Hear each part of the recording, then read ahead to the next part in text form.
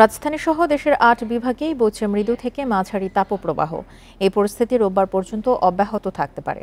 শুক্রবার শুধু সিলেট বিভাগের দু এক জায়গায় বৃষ্টির পূর্বাভাস রয়েছে। আবহাওয়া অফিস বলছে সোমবার সারা দেশেই হতে পারে বৃষ্টিপাত। এছাড়া এই মাসে তীব্র তাপপ্রবাহের সম্ভাবনা নেই। বৃষ্টির দেখা, তাপপ্রবাহে অনেকটাই দুঃসহ জনজীবন। এই পরিস্থিতি থাকতে পারে আরও দুদিন। আবহাওয়া অফিস বলছে রোববার চট্টগ্রাম, বরিশাল ও সিলেটে দেখা মিলতে পারে বৃষ্টির। এর পরদিন বৃষ্টির সম্ভাবনা রয়েছে সারা দেশেই, তবে খুলনা বিভাগে বৃষ্টিপাত হবে কিছুটা কম। ১৯ তারিখের পর থেকে এই চলমান তাপপ্রবাহ অনেকটা প্রশমিত হতে পারে।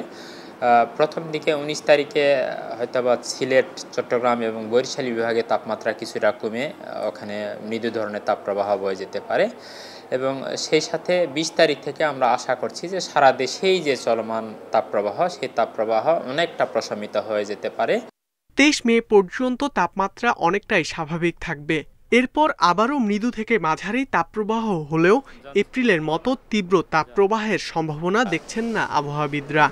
তবে ২৩ তারিখ বা তার পরবর্তী সময়ে কিন্তু আমরা আশা করতে পারি যে তাপমাত্রা আরও কিছুটা বৃদ্ধি পেতে পারে। অর্থাৎ স্বাভাবিক যে তাপমাত্রা থাকবে সেখান থেকে তাপমাত্রাটা বৃদ্ধি পেতে পারে।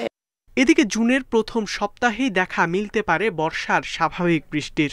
অন্যদিকে চলতি মাসে লঘুচাপের যে পূর্বাভাস ছিল, সেই লঘুচাপ এখনো তৈরি হয়নি। ইকরামুল কবির, ইন্ডিপেন্ডেন্ট নিউজ, ঢাকা।